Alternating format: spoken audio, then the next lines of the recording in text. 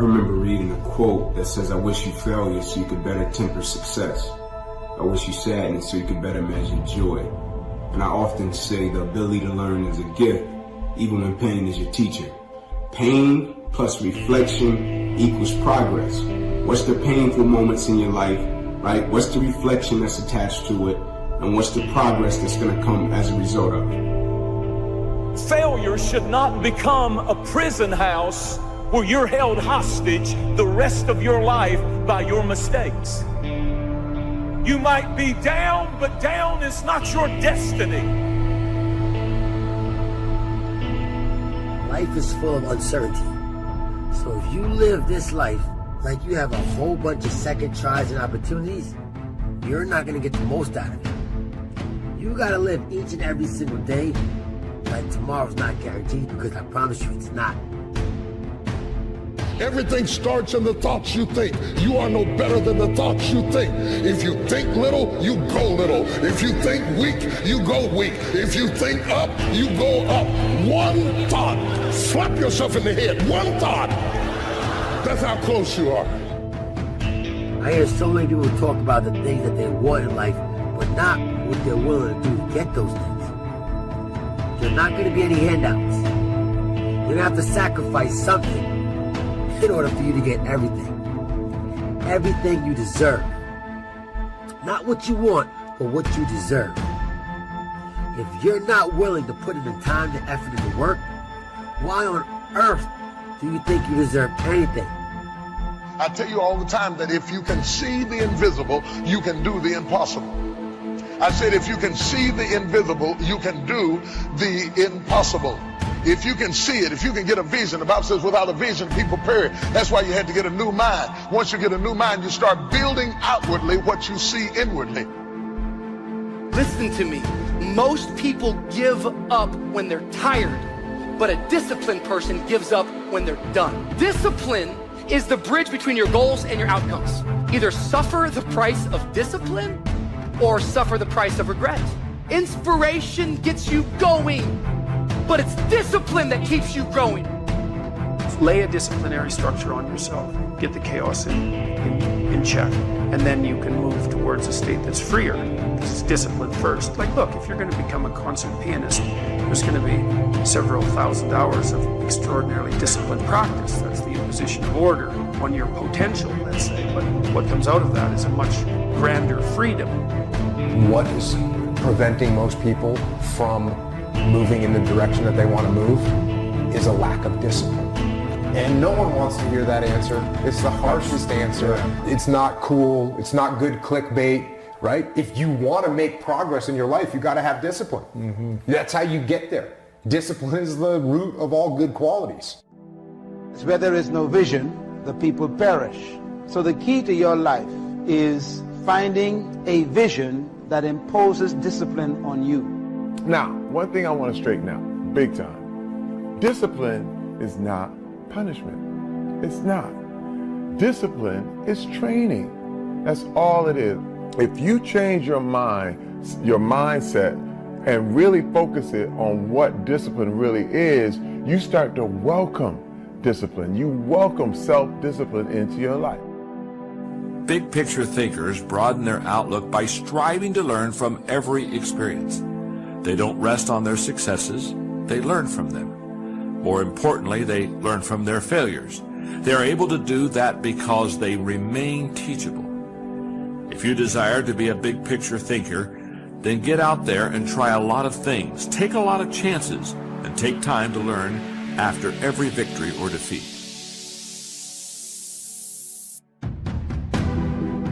When you think about growing, the opportunity for growth, man, is limitless. Every single day, you got all of us in the world that are dealing with a similar situation, but people are responding differently. It's like the quote that says, we all got problems, but what makes us different is how we solve them, right? Everybody is faced with different situations, but what makes them different is how they solve them. And so for me, man, the greatest thing that's happened as a result of this pandemic is every single day I wake up and I'm intentional about my growth. I'm intentional about it. Don't sell yourself short. Do not sell yourself short, because I know a lot of times we look for people to blame. We look for excuses as to why we're not where we want to be, when the answer's right there in front of us. Whenever you're in doubt, look yourself in the mirror and have that conversation with yourself. 9 out of 10 times, you already know what you have to do. You know what work you have to put in. But are you willing to do it? It's easy to go around thinking that the obstacle is too big, we'll never get well, this virus is going to get the best of us. We wonder why we don't have any strength, why we can't get ahead. It's because our thoughts are limiting us. We draw in what we constantly think about. You can't think defeat and have victory. You can't think weakness and have strength. Your life is going to follow your thoughts. Instead of thinking these weak, defeated, not able to thoughts, you need to think power thoughts. This sickness is no match for me.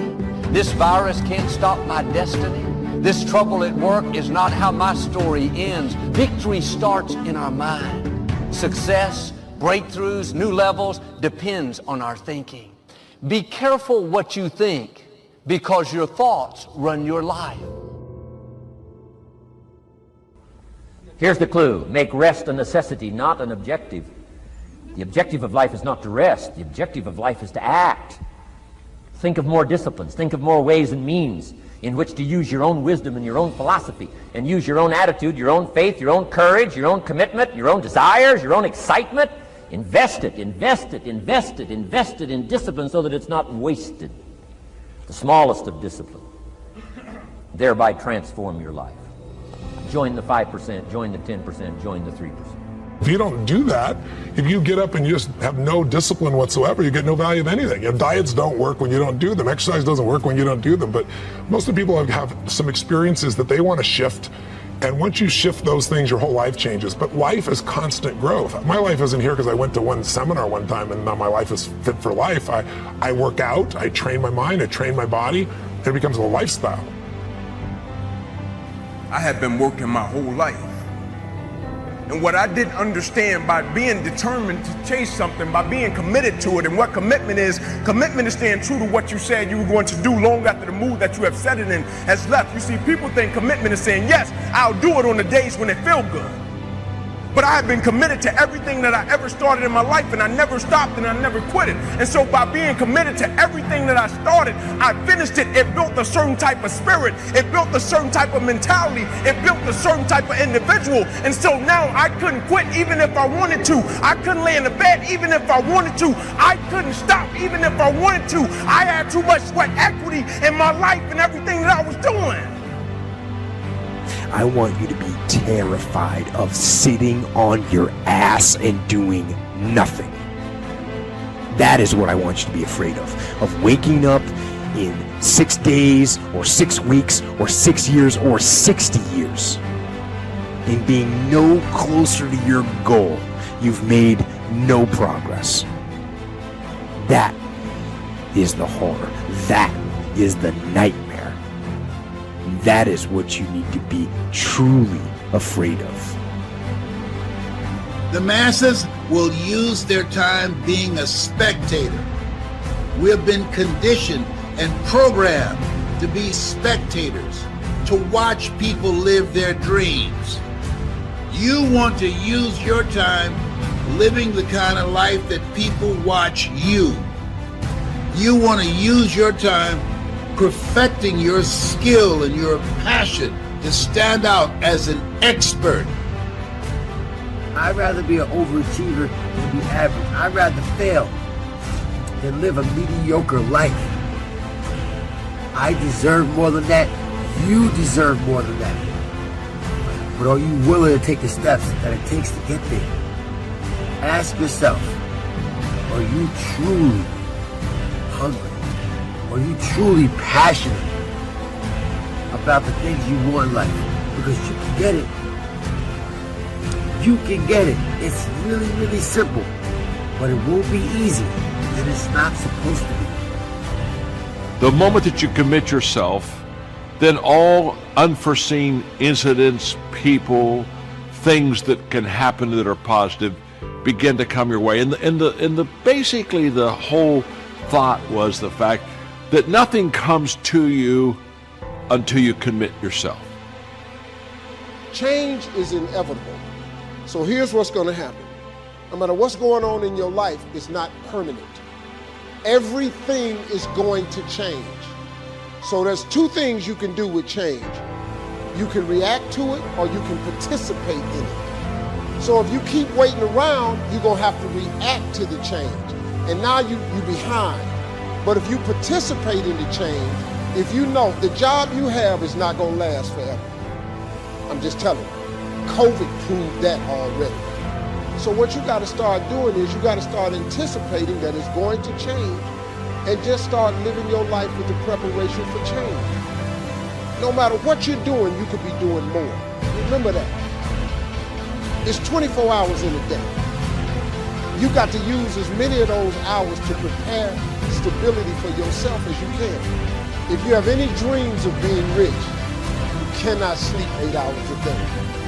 It's only 24 hours in a day. If you sleep 8 hours, that's a third of your life. How can you cannot be asleep a third of your life and become successful. You can't. You know, we kind of have this idea that you have a certain delightful, wonderful, positive freedom as a child, and then that's given up as you approach adulthood. But the truth of the matter is that you have a lot of potential as a child, but none of that is capable of manifesting itself as freedom before you become disciplined. And discipline is a matter of the imposition of order, and the order is necessary, especially for people who are hopeless and nihilistic. And lots of people are hopeless and nihilistic, way more people than you think. And part of that is because no one's ever really encouraged them. I do think that and it's not just in sport, but with other things, I do believe that the more you repeat certain things, whether it is writing, working on your, whether it's cursive letters or whatever it is, like when you work on something and you keep doing it over and over, it's inevitable that it will get better. And by that, you're creating this feeling of repetition, which leads to discipline. Like, you can do it over and over again. I've had in my career probably a total of over 200 pitch meetings to pitch ideas in Hollywood. Out of those 200, they have picked 5 of them. 200 show ideas, they've picked 5 of them. But you know what them 5 was? Hits. In 33 years, 5 ideas got picked. All I need is 5 hits. That's all. To be productive, to make an impact, to create a presence. That's why we're here. To work. To leave our mark. And so do an evaluation of yourself. Ask yourself, if you look at 24 hours, how much time do you spend developing your mind?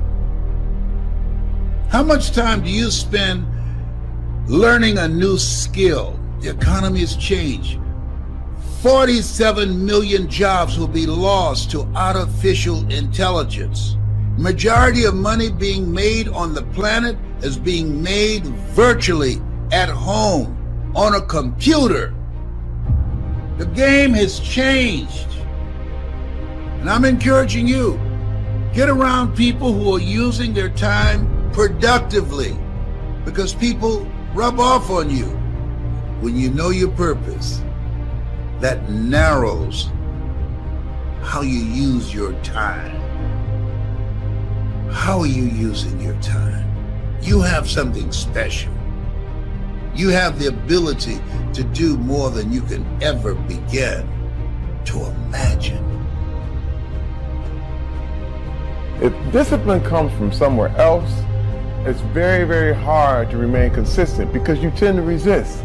It's wild because I see trainers and they're in the gym with people and the guy or girl that they're working out hates their workout, hates it, because the discipline is coming from somewhere else. It's something that you dread every time you go in. You don't really want to do it. It's like, but oh no, my trainer's here. He's about to, beat me up and make me feel crazy. Well, the truth is, every trainer should work his way out of your life. So you can go ahead, do your own workout, do your own thing, practice self-discipline. Resilience is very different than being numb. Resilience means you experience, you feel, you fail, you hurt, but you keep going. When we are hit by a crisis, people that just kind of go numb, which basically means that I feel nothing, I'm not learning, I'm kind of like not even living, and that makes us a victim. When we go through the crisis, we don't go for numbness, we go for resilience, and resilience is alive, it is learning, and what happens is resilience makes us victorious. It's that resilience and remembering that you put in your heart, you store it in your heart, so the next time you have an obstacle, a difficulty, an adversity in your life, that resilience remembers. Don't allow the crisis to numb you. Be alive, learn, feel, fail, learn. That's what it's all about if you want to make this difficult time a good time. Motivation doesn't get anything done. Motivation gets you going. Discipline, commitment, strong habits is what gets things done. Motivation is just a feeling. Grounded action is what gets things done. So here's my invitation to you. The next time you feel motivated, don't do anything grand and exciting or set any lofty expectations for yourself to like stay that way or whatever the case may be. Get a pad and paper and write down 1 or 2 things that you're going to commit to doing every single day, no matter what. You're gonna use that motivation to build a machine for yourself.